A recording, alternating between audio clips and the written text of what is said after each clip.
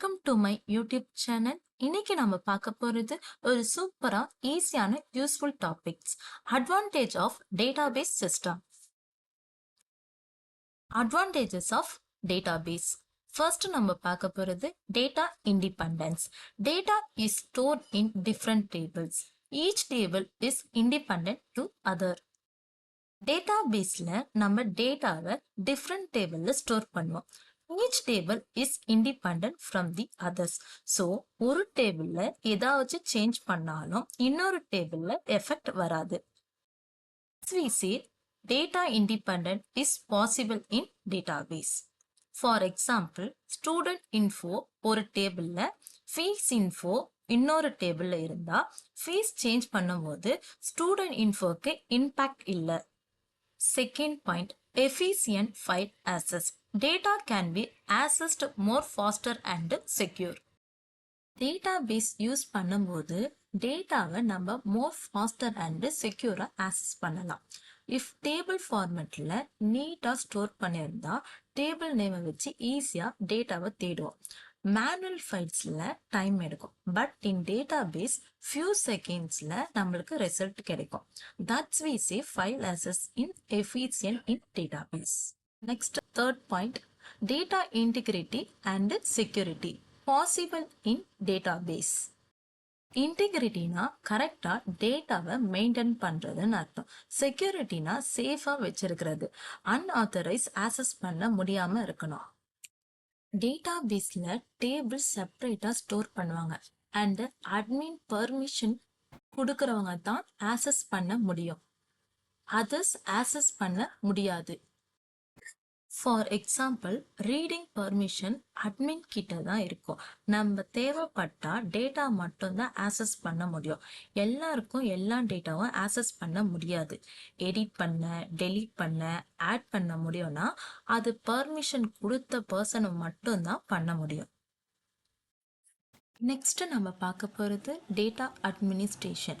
Administrator have user and password can able to modify, edit, delete, update at the present in the database.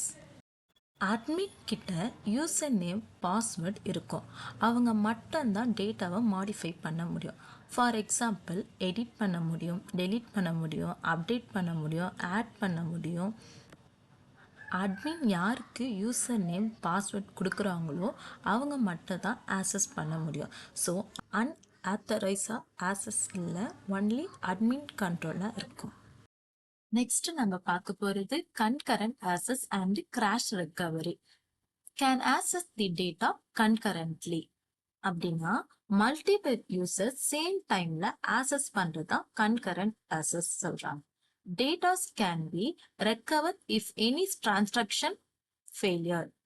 Transaction failure ஆனாலும் database recover பண்ண முடியும். Thank you viewers. Hello friends, இன்றைக்கி நம்ம சேனலில் ஒரு முக்கியமான topic பற்றி பேசலாம். Database management system or DBMS. ஆனால் இப்போது எல்லோரும் சொல்கிற மாதிரி அட்வான்டேஜஸ் பற்றி நம்ம பார்க்க போகிறதில்ல. இன்றைக்கி டிபிஎம்எஸோட டிஸ்அட்வான்டேஜஸ், அதுவும் ஈஸியாக புரிஞ்சுக்கலாம். Let's go. டிபிஎம்எஸ்னால் என்ன? இது ஒரு சாஃப்ட்வேர். நம்ம டேட்டாவை ஸ்டோர் பண்ண, ஆர்கனைஸ் பண்ண, ரிட்ரீவ் பண்ண யூஸ் பண்ணுற சிஸ்டம். பாப்புலர் டிபிஎம்எஸில் MySQL, Oracle, SQL சர்வர் மாதிரி டூல்ஸ் இருக்குது. ஆனால் இதுக்கும் சில குறை இருக்குது. அதை அப்புறம் பார்க்கலாம். ஃபஸ்ட்டு டிஸ்அட்வான்டேஜ் என்னென்னா, இது ஹை காஸ்ட். டிபிஎம்எஸ் சாஃப்ட்வேர்னு சொல்கிறது ஒரு காஸ்ட்லி அஃபேர். லைசன்ஸ் வாங்கணும், சர்வர் செட்டப் பண்ணணும், டெக்னிக்கல் டீம் வேணும். ஸ்மால் கம்பெனிஸ்க்கு இது ஒரு பெரிய பட்ஜெட் இஷ்யூவாக மாறிடும்.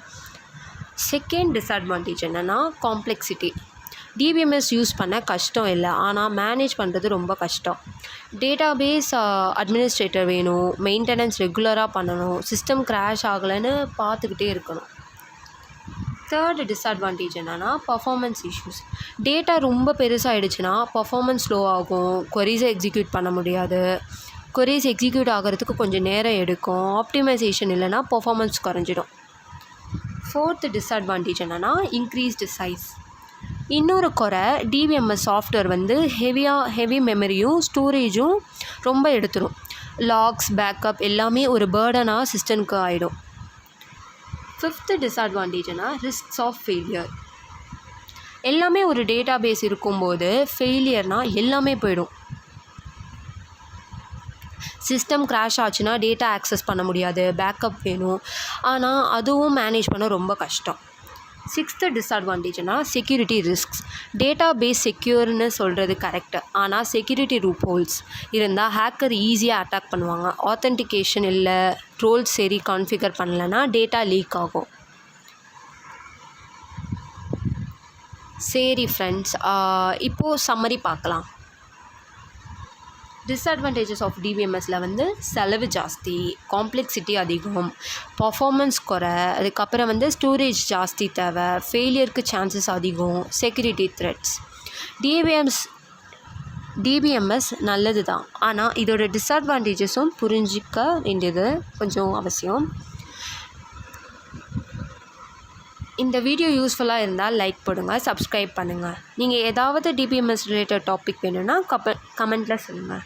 நெக்ஸ்ட் வீடியோ மீட் பண்ணலாம். பாய்.